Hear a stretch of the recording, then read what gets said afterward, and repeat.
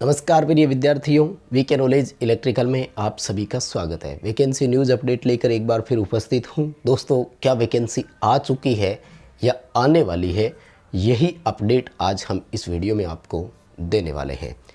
MES के बारे में बात करेंगे, मिलिट्री इंजीनियरिंग सर्विसेज, जिसमें पिछले 7 से 8 सालों में कोई भर्ती नहीं हुई है, जबकि MES ऐसा डिपार्टमेंट था जो हर वर्ष भर्ती किया करता था। पूरी डिटेल और एनालिसिस आपको इस वीडियो के माध्यम से देंगे। आई होप कि आपके सारे सवाल या सारी जानकारी इसमें मिल जाएगी। सो कंप्लीट वीडियो आपको लास्ट तक देखना है। चैनल से पहली बार जुड़े हैं तो चैनल सब्सक्राइब कर लीजिए। हम इसी तरह के अपडेट और न्यूज़ नोटिफिकेशन आपको इस चैनल पर प्रोवाइड करवाते हैं। साथ ही इस वीडियो के डिस्क्रिप्शन में लिंक दिया हुआ है, हमारा टेलीग्राम ज्वाइन कीजिए, क्योंकि हम सबसे पहले अपडेट टेलीग्राम पर ही प्रोवाइड करवाते हैं, उसके बाद वीडियो बनती है। वीडियो के डिस्क्रिप्शन में लिंक दिया हुआ है, हमारा एंड्रॉयड ऐप डाउनलोड कीजिए, क्योंकि ऐप पर हम हर मंडे आपको फ्री में प्रैक्टिस टेस्ट प्रोवाइड करवाते हैं। साथ ही कुछ बच्चों के सवाल थे कि इसका सिलेबस कैसा रहता है, तो एक छोटा सा एनालिसिस आपको सिलेबस का भी देंगे। अपडेट कब का है, देखो 19 मई का, यानी रिसेंट अपडेट है, बहुत ज़्यादा पुराना अपडेट नहीं है। पहले तो देखो मैं आपको बताऊँ ये डिटेल है क्या। तो वैकेंसी नहीं आई है।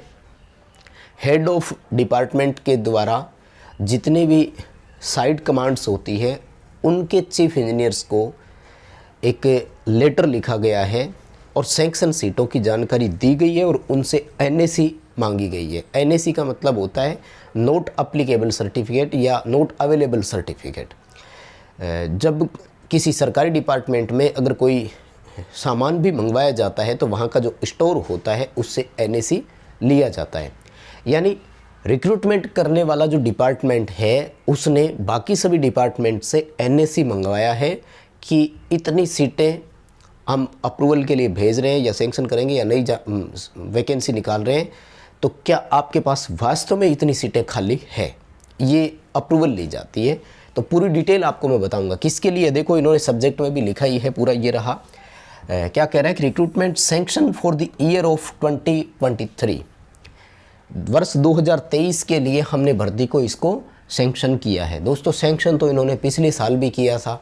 बात ये आती है कि नोटिफिकेशन कब जारी होता है। दरअसल मैं आपको बता दूं कि सभी सरकारी डिपार्टमेंट में 1 अप्रैल को, यानी जैसे ही नया फाइनेंशियल ईयर स्टार्ट होता है तो DPC बैठती है। DPC का मतलब होता है डिपार्टमेंटल प्रमोशन कमेटी।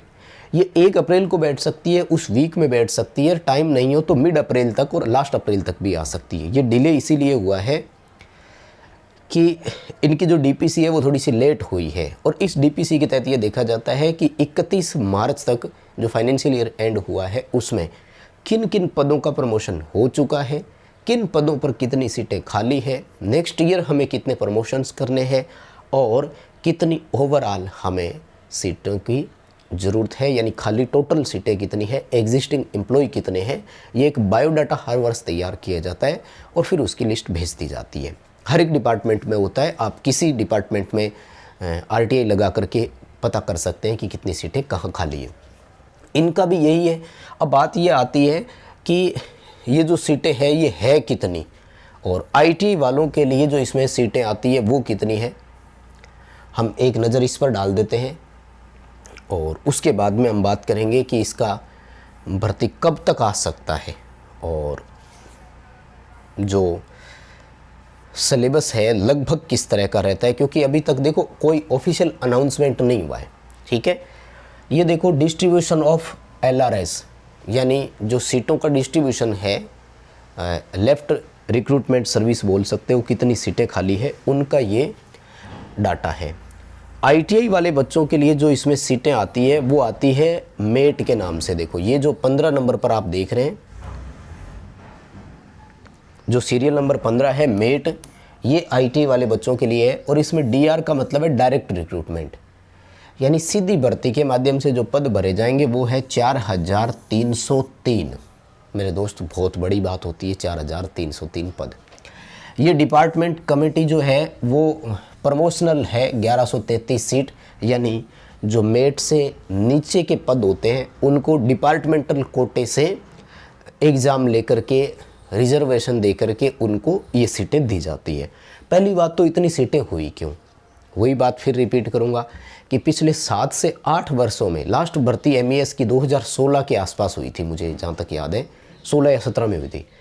तो इतने 7 से 8 वर्षों की ये ओवरऑल सीटें हैं, इसलिए 4000 के आसपास पद बन रहे हैं।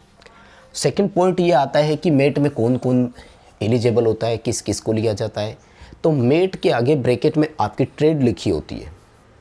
जनरली इसमें सभी ट्रेड को ले लिया जाता है। सभी ट्रेड का मतलब है कि मोस्टली जितनी भी ट्रेड्स होती है उन सबको इसमें इंक्लूड किया जाता है, अकेले इलेक्ट्रीशियन वालों की नहीं है, ये भी मैं यहाँ क्लैरिफाई कर दूँ।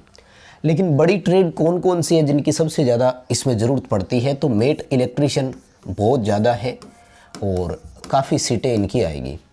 इलेक्ट्रीशियन के अलावा फिटर को भी यहाँ लिया जाता है। फिटर के बाद अगर मैं बात करूँ तो नंबर 3 पर आता है इलेक्ट्रॉनिक मैकेनिक, उसके बाद में RAC और कोपा, वेल्डर, इन सबको ही लिया जाता है। और भी है जैसे कोबलर, टेलर, वो सब आएंगे इसमें। यानी इसमें मेट में और उसके बाद में आगे पोस्ट लिखी होगी। 4300 जो पद है ये डिवाइड हो जाएंगे और जहाँ तक मेरा मानना है 15 से 20 के आसपास ट्रेड होगी जिनके बीच में ये डिवाइड होना है। अब आप सोच सकते हैं इलेक्ट्रिशियन की कितनी सीट आती है। हालांकि ये जब फाइनल आएगा नोटिफिकेशन तो डिस्ट्रीब्यूटेड सीटें आएगी तो कोई समस्या नहीं है, हम इजीली वहाँ समझ सकेंगे। उसके बाद में अगर और कहीं अपॉर्चुनिटी ITI वालों के लिए है तो फ़िलहाल के लिए तो मुझे नहीं लग रही कि इसमें है।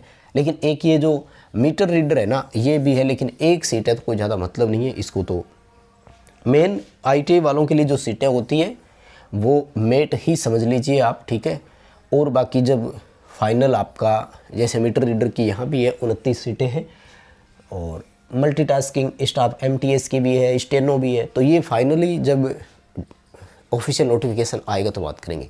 ये अभी क्या था, केवल और केवल DPC के तहत खाली सीटों की एक जानकारी है जो further CE chief in charge या इंजीनियर इन चीफ यानी मुख्य अभियंता जो कमांड के होते हैं उनको दिया गया है। जैसे देखो यहाँ डिटेल ये है ना, कौन देगा, चीफ इंजीनियर कमांडेंट, ये अप्रूवल के लिए दिया गया है। तो अब बात ये आती है कि जब बार बार अप्रूवल के लिए भेज रहे हैं तो कहीं ना कहीं मनसा तो है।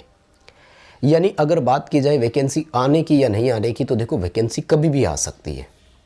रही बात ये कि कब तक आएगी, मेरे दोस्त एग्जैक्ट जानकारी किसी के पास नहीं है, क्योंकि ये सब चीज़ें ऑफिशियली चलती है और सरकारी सिस्टम में है ना टाइम लगता है। ये फाइल 19 मई से चल रही है, तो आप सोचिए अभी तक पर्टिकुलर ऑफिस में गई होगी, जितने भी ये चीफ इंजीनियर कमांड है वहाँ से उनकी टेबल पर जाती है, वहाँ से वो अप्रूवल के लिए आगे जो उनके PA या TE जो भी होते हैं, टेक्निकल असिस्टेंट या पर्सनल असिस्टेंट, वो अप्रूवल देते हैं, मतलब जानकारी बताते हैं सारी। फिर वहाँ से ये रिवर्स होता है, फिर मेन ऑफिस में आता है जहाँ से फाइनेंशियल अप्रूवल लेना है, उसके बाद एडवर्टीजमेंट होता है। तो प्रोसेस तो है लंबी, लेकिन भर्ती कभी भी आ सकती है, ये एक पॉइंट है। अब बात आती है कि अगर वैकेंसी आ जाती है तो सिलेबस कैसा है। देखो प्रीवियस पेपर किसी के पास नहीं, क्योंकि ऑफलाइन हुआ करते थे, देते भी नहीं थे उस टाइम। मेन जो 2-3 चीज़ें मैं आपको बता दूँ उसमें से trade related technical portion confirm है होगा। पोर्शन कितना रखा जाता है वो देखो, ओवरऑल 100 क्वेश्चन का टारगेट लेकर चलो तो टेक्निकल जो है वो 40 से 60 क्वेश्चन हो सकते हैं। नॉन टेक पक्का देंगे। नॉन टेक में 3-4 चीज़ें कन्फर्म है, मैथ और साइंस बहुत ज़्यादा संभावना है इनकी। उसके बाद में जनरल नॉलेज या जनरल अवेयरनेस ये भी ये ज़रूर देंगे, और जनरल इंग्लिश या जनरल हिंदी इनमें से भी पोर्शन रहने की पूरी संभावना है। तो आपको इस तरह के, जो मैं बार बार वीडियो भी डाल चुका हूँ खैर इनके, कि आपको कौन कौन से वो 5 टॉपिक है जिनको फ़िलहाल के लिए पढ़ना है। देखो तैयारी तो पहले से रखेंगे तभी प्रिपेयर हो पाएंगे, जहाँ तक मेरा मानना है, ठीक है।